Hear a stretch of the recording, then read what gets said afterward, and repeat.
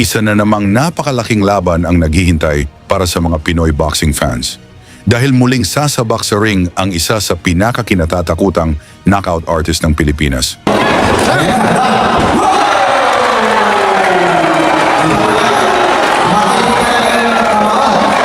Balitang esports, nag-aatikabong mga laban.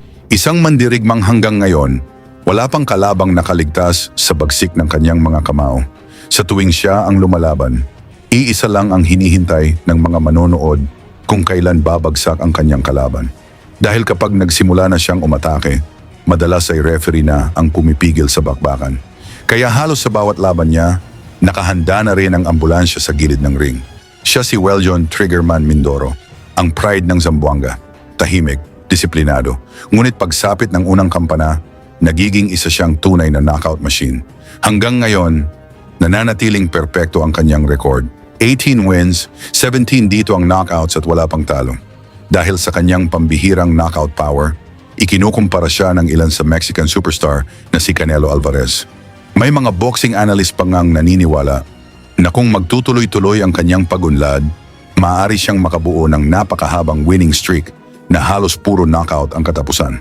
Sa kasalukuyan, puspusan ang kanyang ensayo sa Amerika, habang inihahanda ang sarili para sa pinakamalaking laban ng kanyang profesional na karera.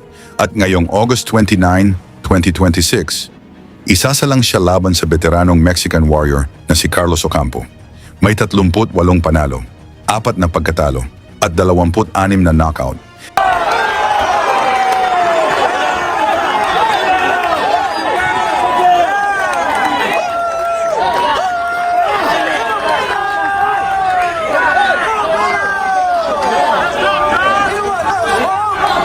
Dating kampiyon ng WBO Latino at WBC Continental.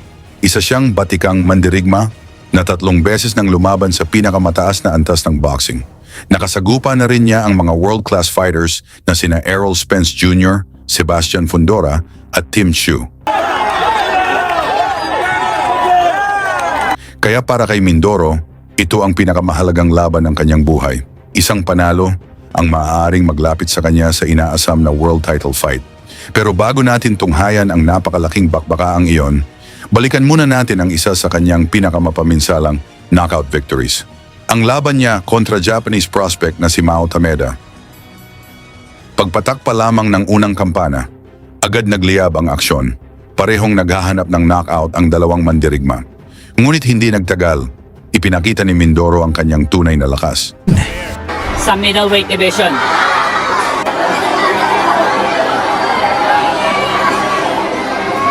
nice 1-2 by Mindoro.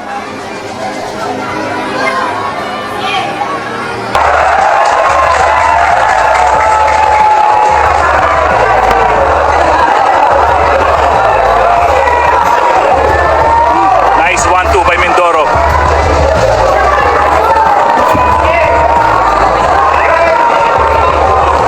Parang pumunta talaga yung Tameda dito to fight.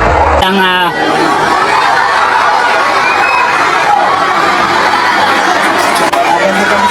nice body by Mindoro.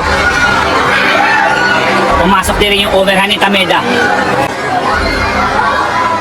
Mindoro against the rope, pero ang daming counter punch at napakawalan.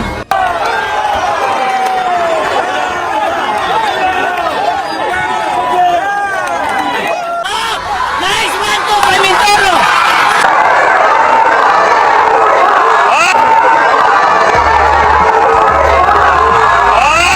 Nice 1-2 by Mindoro.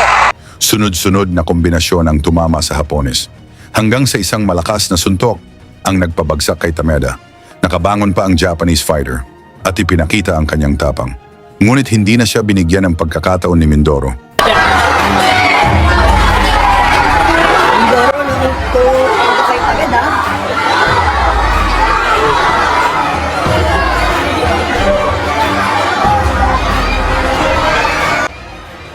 Nice body by Mindoro. Follow by your uppercut. Oh! What a right by Mindoro! Wow! Muling sumugod ang Pinoy at isang napakalinis na kaliwa ang eksaktong tumama sa panga ng kanyang kalaban. Muli na namang bumagsak si Tameda. Sa pagkakataong iyon, wala nang pagdadalawang isip ang referee. Agad niyang itinigil ang laban. Isang impresibong first-round technical knockout ang muling naitala ni Wellyon Triggerman Mindoro. Sa tingin ninyo, kaya bang pabagsakin ni Wellyon Mindoro ang veteranong si Carlos Ocampo at ilapit ang sarili sa pagiging susunod na Pinoy World Champion?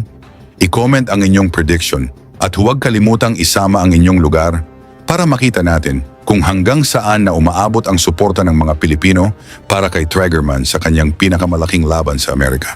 Lagi niyong sundan, huwag magpapahuli. Pag-usapan ni bakbakan, balita niya at laban. Mga Pinoy na di nagpapagapi. Salamat sa mga suporta na lagi nandyan.